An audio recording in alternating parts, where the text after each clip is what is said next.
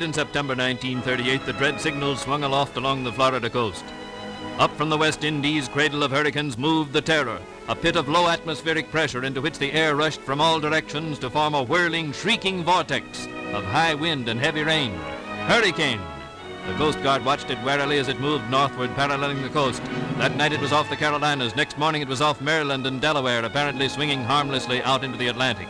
But a high-pressure area at sea deflected the hurricane back toward land. September 21st, in mid-afternoon, this tropical terror struck, swept over outer Long Island, swept into thickly settled, highly developed New England, struck with winds roaring 100, 150, almost 200 miles an hour. Tidal waves 30 to 40 feet high struck a section unprepared.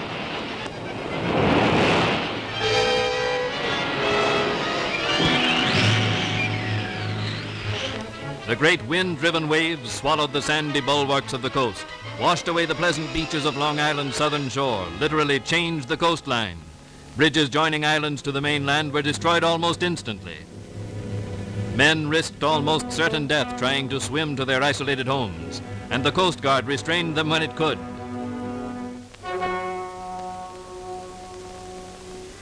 Flicking New York City with its outer fringe, the whirling storm smashed full force across Long Island. Thousands of homes along the seashore were shattered, mansion and modest home alike.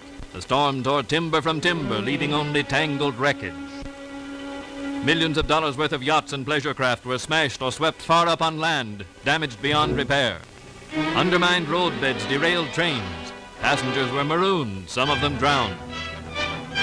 Great radio stations, keys to wireless communication for the continent, went down as the tempest swung across Long Island Sound. Automobiles were crushed and twisted by falling trees and whirling timbers. Cutting a wide pathway of ruin inward from the sea, the storm piled up property damage in the hundreds of millions of dollars. The quiet dignity of colonial meeting houses was reduced to broken lumber. In one brief hour, part of the ancient beauty that was New England's heritage vanished forever.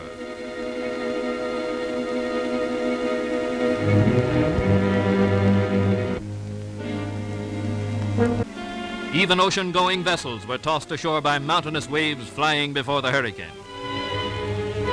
Rugged buildings which had stood for decades along the stormy coast collapsed. Northward the tempest swept across Connecticut and Rhode Island, across Massachusetts, into Vermont and New Hampshire, and on to Canada. With communication cut off, the full extent of the disaster was unknown for days. The nation waited fearfully for meager bulletins bearing sad tidings. On the watersheds of New England, the storm brought new torrents to rivers already gorged after 3 days' downpour, and so flood was added to the burden of the hurricane.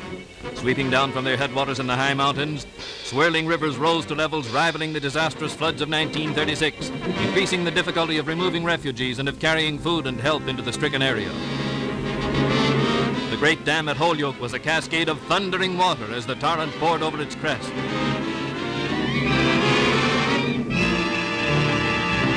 Hartford was one of several cities along the banks of the Connecticut River to be partially inundated by rising waters. An immediate result of the storm was the complete disruption of transportation. Bridges were washed out, roads were blocked. Beneath the water in this low-lying underpass are an automobile and the bodies of its 2 occupants who were trapped. Trees were down everywhere, across streets, on telephone and telegraph wires, on houses, and New England could not get going again until they were cleared away.